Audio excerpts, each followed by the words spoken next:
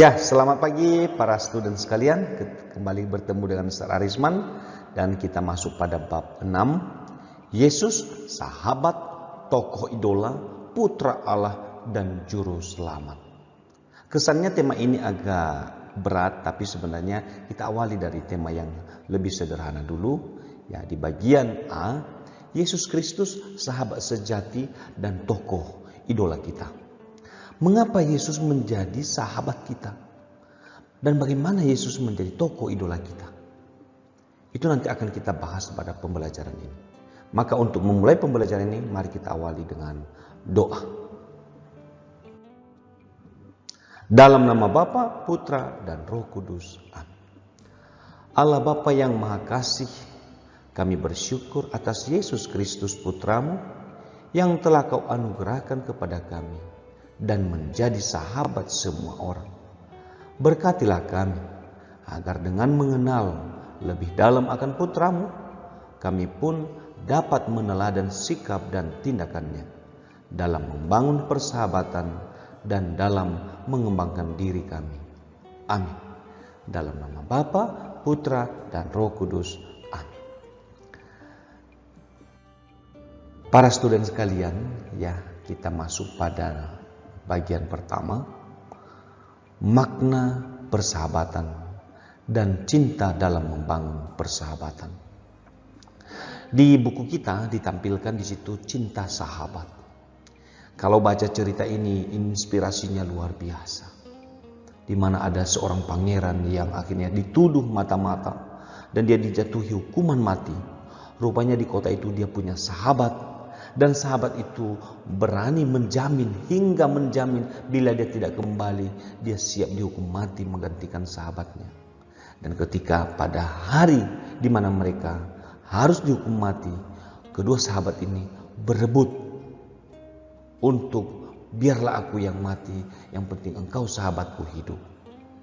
Nah, melihat peristiwa ini, sang penghukum raja akhirnya membatalkan menghukum kedua sahabat ini. Dan dalam ucap sang raja apa dikatakannya? Inilah yang tertulis. Seumur hidupku, saya belum pernah mendengar dan menyaksikan suatu persahabatan yang penuh cinta pengorbanan seperti itu. Anda berdua diampuni. Nah, kan? Itu raja yang melihat peristiwa itu. Perkenankan saya bergabung dengan Anda.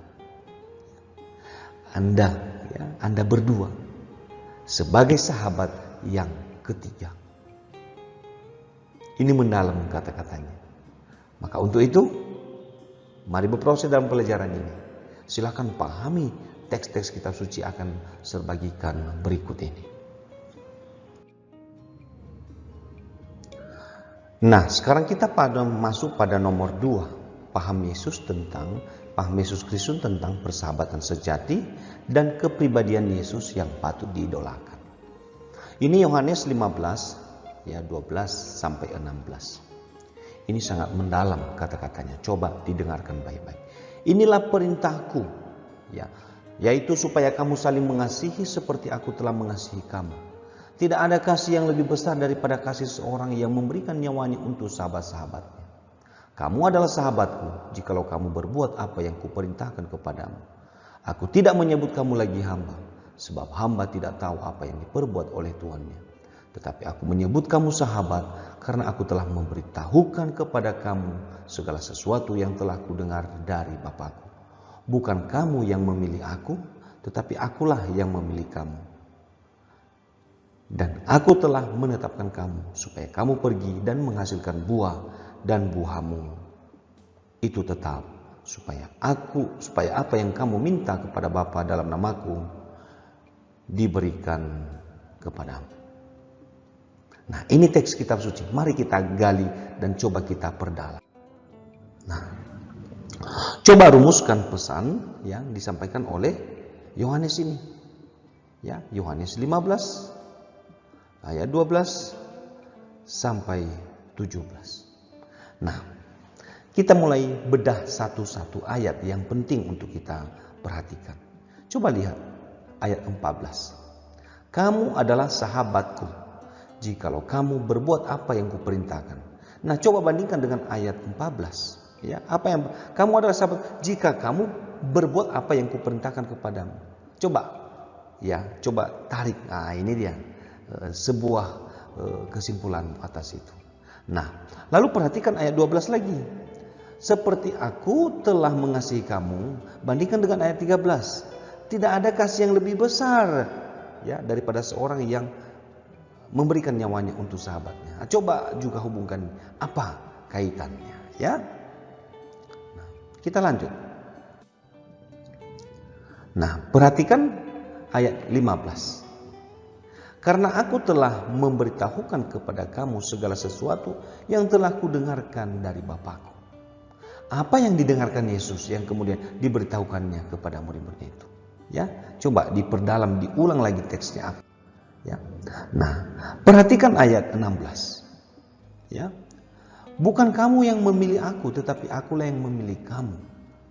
Apa maknanya dalam persahabatan? Aku memilih kamu sebagai sahabatku. Apa maknanya? Dan aku telah menetapkan kamu supaya kamu pergi dan menghasilkan buah dan buahmu itu tetap, supaya apa yang kamu minta kepada Bapa dalam namaku diberikannya kepadamu. Apa maknanya? Ya, apa maknanya? Nah, jadi teks ini cobalah digali dulu apa maknanya, pesannya. Jangan pesannya kamu arahkan ke orang lain, pesannya ke dirimu sendiri apa. Ya, Yesus yang ngomong dengan kita dan kita yang sampaikan juga kepada Yesus. Yesus menyebut murid-muridnya sahabat. Kamu adalah sahabatku jikalau kamu berbuat apa yang kuperintahkan kepadamu. Nah, kita mulai sedikit memberikan penegasan ini. Ya, tadi itu coba kamu dalami. Memang ini nanti menjadi penegasannya. Nah, kutipan ini hendak mempertegas apa? Ini garis bawahi sebagai juga panduan dalam diri kita sebagai orang Kristen. Bahwa apa? Bahwa mereka baru benar-benar disebut sahabat bila mana mereka saling mengasihi. Saling mengasihi. Ingat sekali lagi, saling mengasihi. Sebagaimana diperintah Kristus sendiri. Bila mereka tidak saling mengasihi, maka mereka bukan sahabat Yesus. Saling mengasihi. Bukan saling menjatuhkan, bukan saling menjelekkan. Nah itu. Ya, kita lanjut. Bila Yesus menuntut agar mereka hidup saling mengasihi, agar disebut sahabat Dia. Ya, Yesus sendiri lebih dahulu mengasihi mereka. Yesus mengasihi mereka dengan memberi mereka pengajaran, melihat tanda mukjizat yang tidak dilihat semua orang.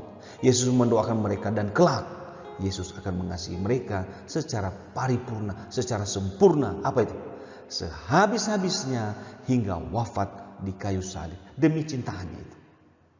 Nah, itulah cinta Yesus. Itu yang harus kita pelajari. Ya, sangat mendalam. Ya. Apa yang dialami oleh para murid? Menerima pengajaran langsung dari Yesus. Ya, melihat tanda mukjizat dari Yesus. Dan Yesus mendoakan mereka. Dan tidak ada kasih yang lebih besar daripada seorang yang memberikan nyawanya bagi sahabat.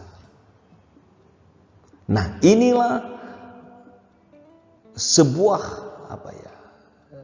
sebuah ganjaran bagi kita bila kita menjadi sahabat Yesus.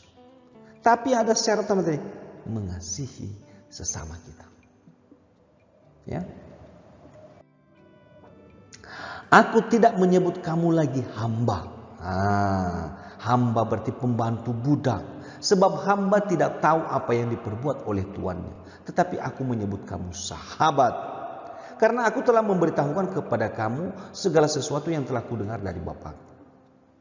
Nah, persahabatan Yesus dan para murid bukan sekedar persahabatan biasa. Apa persahabatan ini? Persahabatan tersebut dilandasi oleh apa? Perjuangan bersama tentang apa yang telah didengar Yesus dari Bapaknya dan apa yang telah diberitahukan Yesus kepada para muridnya. Yaitu apa? Memperjuangkan untuk mewartakan dan mewujudkan kerajaan Allah. Dan kerajaan Allah itu adalah kerajaan kasih. Nah, inilah yang menjadi patokan, inilah menjadi role bagi kita untuk menjadi sahabat Yesus. Sikap dan tindakan Yesus dalam persahabatan dengan muridnya sungguh mengagumkan. Dia sangat mencintai sahabatnya. Tak ada jarak. Dia tidak menolak orang yang dianggap berdosa. Yesus memberi hati kepada mereka. Maka pantaslah Yesus juga kita jadikan sebagai idola dan model kita dalam memperkembangkan diri dalam membangun persahabatan. Maka mari kita mendalami sikap dan kepribadian Yesus agar kita makin mantap mengidolakan Dia. Nah, itulah pembelajaran kita. Anak-anakku sekalian, ya, coba betul-betul mengidolakan Yesus. Mungkin ada idolamu, ada kamu ngefans dengan seorang artis atau penyanyi atau pemain sepak bola atau apa. Tapi hendaknya di atas itu kamu posisikan Yesus. Ya, biasanya kalau kita idolakan seseorang, maka pernak-pernik seluruh apa yang ada tentang orang itu pasti membayangi hidup kita. Contohnya, kita tempel fotonya di kamar kita. Kita ukir entah apapun, kita contoh caranya bicara, gaya rambutnya. Dan hendaknya Yesus menjadi idola kita. Maka marilah kita menutup pembelajaran ini dengan doa. Dalam nama Bapa, Putra, dan Roh Kudus. Amin. Salam Maria, penuh rahmat Tuhan sertamu. Terpujilah engkau di antara wanita, dan terpujilah buah tubuhmu Yesus. Santa Maria Bunda Allah, doakanlah kami yang berdosa ini, sekarang dan waktu kami mati. Amin. Bapa kami yang ada di surga, dimuliakanlah namamu, datanglah kerajaanmu, jadilah kehendakmu di atas bumi seperti dalam surga. Berilah kami rezeki pada hari ini, dan ampunilah kesalahan kami, seperti kami pun mengampuni yang bersalah kepada kami. Dan janganlah masukkan kami ke dalam pencobaan, tetapi bebaskanlah kami dari yang jahat. Amin. Dalam nama Bapa, Putra, dan Roh Kudus. Amin. Tuhan Yesus memberkati. Amin.